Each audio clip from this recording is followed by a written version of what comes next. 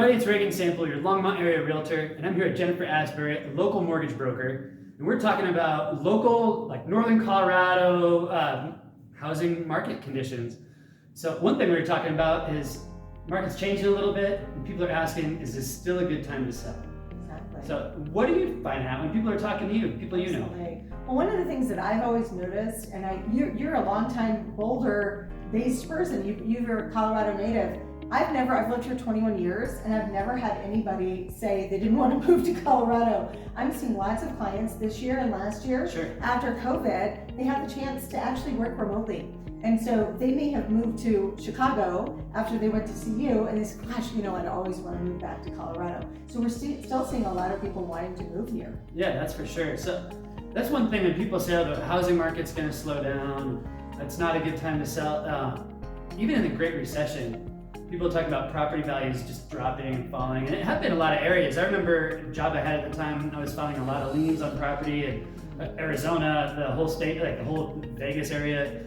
But like Boulder County, Boulder actually went up. And Longmont kind of like paused on appreciation of prices. And this area that got hit kind of hard was Adams County, Commerce City, Greeley had, they had some foreclosure issues, but we've got limited area to build out. We're really growth restricted. Longmont's getting that way. Louisville's become that way. Remember when I was a kid, Louisville was where people went to because it was affordable. Longmont's where people went to, and so that increases more demand. When you look at it and you see Longmont, for example, is the least expensive in Boulder County, you have demand here. So it's only great school systems. Yeah, for sure. Boulder Valley and St. Regan. So you've got the great schools in the area. You've got all sorts of great open space, trails, recreation, all the things you said people keep coming here for. Absolutely. Keep people coming back. So I helped a client move back here that had lived here a long time. I went to Washington, wanted to come back. My whole life, like you mentioned, I grew up here. Most everyone I have known is from somewhere else. So we met at Longmont Chamber events and networking and stuff. What's the first thing everybody always says? Where are you from? Where are you from? We've lived here for 21 years, and people think, oh, wow, you've lived here a long time. You're a native. Oh, most of you. But the thing is, if you're looking to sell for whatever reason, and some people say, I don't know if I can sell because I don't know if I can buy. And that's going to change too. The market's kind of normalized out. So the people that said, I want to get a bigger house or a smaller house, but I don't want to be caught without one, there's still, you still have opportunity to buy that other house. It's made it easier for you to do it.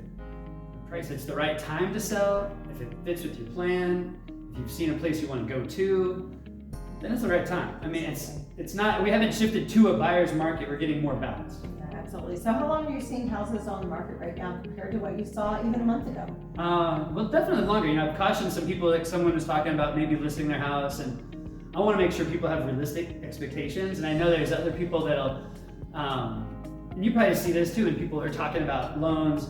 They might have talked to a different mortgage loan officer or broker, and they might have been told, I can get all this stuff, like rainbows and unicorns. And I want to give people a realistic expectation. And I just said the other day, it just popped in my head. A year ago, a few months ago, it might be listed for 16 hours before you get under contract. Maybe think 16 days. Which is actually quite fast. Right? Things are priced right. And you're pricing it based on what it's not expecting to get bid up.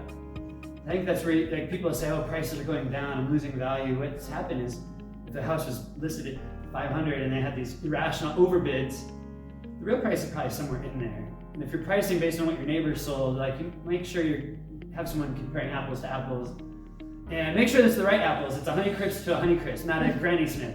That's right. Well, that's one thing we see on appraisals all the time. Someone has a split level house, they give me all these comparable sales and say, oh, my neighbors all sold for $650. Well, the neighbors had a 2-level house and you have a split level house. It's not the apples to apples. Yeah, definitely see that. Hardwood flooring, linoleum, tile, marble.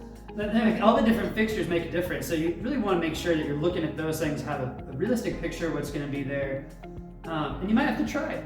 You might have to do some touch-up paint. You might want to fix a torn screen on your window.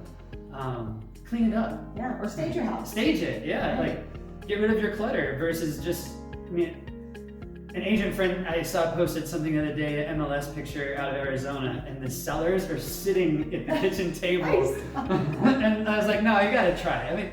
So it's not it's a buyer's market. It's getting more balanced. It's a little more normal, and I think everyone still can have a win-win. It's good for buyers. It's still a good market for sellers.